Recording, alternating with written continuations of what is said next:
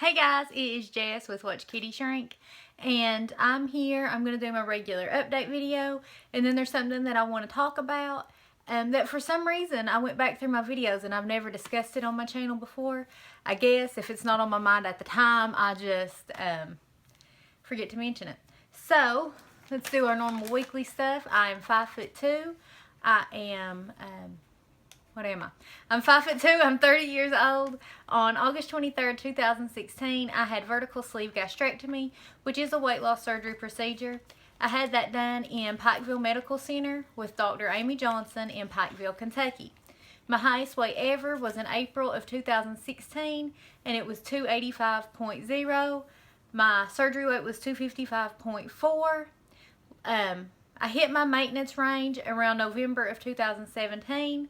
My lowest weight was 140.9, but I typically maintain between like 142 and 144. 2 weeks ago, my family had just came in, and I had kind of slid off keto a little bit, and I came to you at 147. And then last week I was 146.2, and this week I'm 145.2. So I'm getting closer to my maintenance range. Just slowly but surely, but that's okay with me. I'm not doing anything special, just back on keto. I have been, normally when I do keto, it's under 20 net carbs a day. But to get myself back into ketosis a little bit quicker, I have been doing under 10 net carbs a day. I don't know that I will stick with that forever. It's actually not that difficult for me. But, you know, that kind of gives me a little wiggle room on some days if I want to have more carbs or whatever. But for now, I'm going to stick with under 10, at least until I get back in my happy maintenance range. I've been walking a lot more. I intend to start doing some more stuff with my body, like a spin class and stuff like that. It's just been really difficult to schedule. But if you really want something, you'll find out how to do it. I know. And so that's what I plan on doing. Today is just kind of taking some time to plan how I can get these things in motion.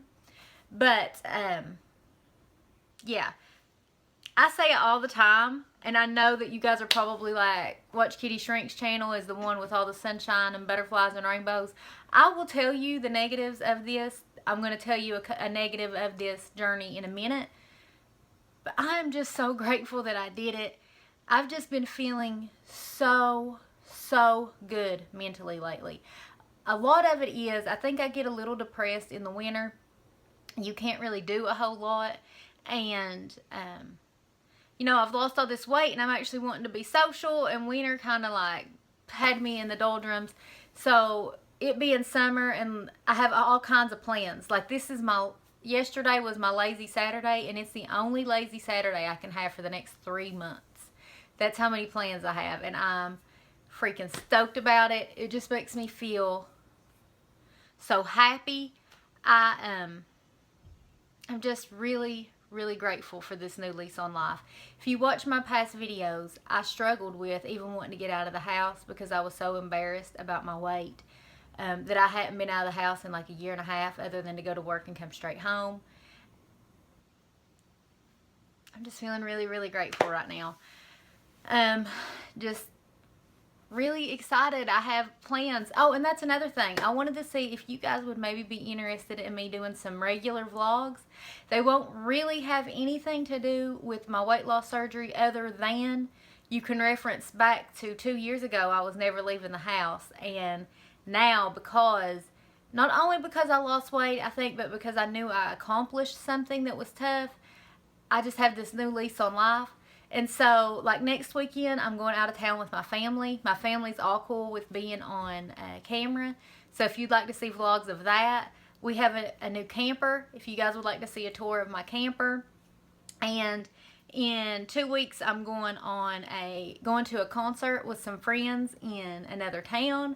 So that's going to be really cool. I'm sure they don't care to be on camera if you want me to vlog that. And there might even be a Kentucky weight loss surgery meetup happening. I don't want to say anything until we have full details, but if that happens, I will definitely be vlogging that. But just kind of let me know in the comments if you would like to see vlogs about my regular life, stuff that really doesn't have anything to do with weight loss surgery, but it's kind of life after VSG. So, now let's get to what I wanted to talk about. I want to make sure I didn't forget anything, because if I don't make notes, guys, I forget every single subject. Okay, so acid reflux and vertical sleeve gastrectomy. So, if you are pre-op, I really hope your doctor has went into full details with you about the possible side effects of the sleeve. Now, there are possible side effects to every single weight loss surgery you have. But to my knowledge, this acid reflux is only a side effect of the sleeve. Don't think you have to worry about it with gastric bypass, the duodenal switch. I'm not sure about lap band. But with the sleeve, because they cut into your stomach and then they basically just staple it back together, all your stomach acid, I don't really know what it does in there, but it messes with it. So my doctor, the very first day after my surgery, started me on a 20 milligram of Prilosec and told me that I would have to stay on that for 1 year. So after the 1 year mark, I kind of thought, well, maybe I just don't need it. So I went 2 or 3 days without it and realized I need it. And so my family doctor prescribed me the same thing, 20 milligrams of my Prilosec to stay on. And as long as I take that medicine, I am fine. But I'm not perfect. We're all going to do bad bariatric things. Sometimes I forget my vitamins, and because my antacid is in the same little carrier as my vitamins, there have been times I have forgotten my antacid. Now, if you, there are things they can do. Luckily, mine is very treatable as long as I don't forget my medicine. They can up your medicine. They can try this, that, and the other. There is a risk if your acid reflux gets so bad that it can't be treated with medicine and it's affecting your quality of life, that they would have to convert your sleeve over into a gastric bypass. Now, that's something you have to know going into it. Now, I was never interested in the gastric bypass. It's a personal choice. I'm not saying one is better than the other, but I was never ever interested in the gastric bypass. I never wanted to have weight loss surgery until I started to hear about the sleeve. And if my doctor had not let me have the sleeve, I probably wouldn't have had weight loss surgery, period. So I'm really glad that I did it. Even though I'm going to tell you a situation I just had with my acid reflux, I would still, for my personal choice, have picked the sleeve 100 times over. So what happened is Thursday, a few of my friends that I used to work with, I haven't worked at this job in 5 years, but me and the group of friends still get together at least once a year and go out to eat and kind of catch up. So we went to a hibachi, and I take a bite of my shrimp, and as soon as it hits my stomach, I'm like, oh, something is wrong. And I kind of thought maybe I had eat like too big of a bite, or that I didn't chew it well enough. So I waited a few minutes and I took another bite, and it was smaller, and I chewed it really well, and as soon as it hit my stomach, I was sick. So I just didn't eat anymore. I brought my entire dinner home. I'm trying not to act like I'm dying in front of my friends, because, you know, we're all trying to catch up and take group pictures and this, that, and the other. And so finally I get in the car with my best friend, and between the restaurant and my house is 10 minutes. And I had to make her pull over twice so that I could throw up. And let me let you know that this kind of throw up is different. You're not actually throwing up any food. It literally just looks like spit. And I'm not trying to be gross, but you know when you have to spit, you could just swallow that back down. You cannot swallow this back down. It's like an involuntary reaction. It's coming out of your mouth. And I call it the foamies. Because it is just pure white stomach acid. But there's nothing you can do. It's going to come out. So I made her stop twice before we even got to my house, because I had to do that.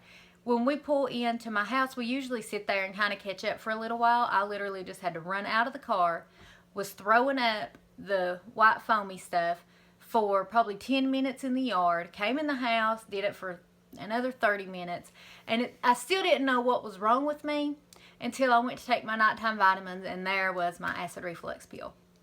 So for me, I kind of thought, gosh, I'm only taking 20 milligrams. That may not be, it may not be that important, but I learned that it really, really was important for me. Since then, my stomach has been so upset. Friday, even taking a sip of water, it made my stomach feel like it was just absolutely on fire. I have taken all of my antacids since then. I guess it's just that I got it so out of whack, it's going to take a while to calm back down. I've been eating Tums like M&Ms, but still, yesterday, Saturday, was the first time I was able to eat. I tried to take a few bites of salad, burn. Everything I tried to eat or drink, it hurt so bad. It is such a painful feeling. And so yeah, that's my story with acid reflux. I don't know if I'm allowed to take like a Prilosec and a Zantac, which is something that I know some people do. If this does not go away in a couple of days, I will talk to my doctor about, you know, what we can do. But I also kind of hope it just will go away on its own, because I'm back on my medicine and it's totally my fault for forgetting it. But like I said, I wanted to share that because it is absolutely a side effect of my sleeve. I never had acid reflux until I had the sleeve. I knew going in that it would be a side effect of it, and I'd still choose it every single day. The only downside to this is there are medical reports that you should not be on antacids for very long. I haven't looked it up to see exactly what the cause and effects are. But even knowing that, I would still choose the sleeve and then just deal with those as I came to them. That's how I feel on it. But I also feel like everybody should make an educated choice, so that's why I'm sharing my story of what happened to me. I do know some people who were more than 5 years out who got off of their like Prilosec. I don't know if I ever will, but I will keep you guys updated on it. Again, in the comments, let me know if you'd like to see just normal life vlogs. And I will talk to you all next week. I love you guys. Bye.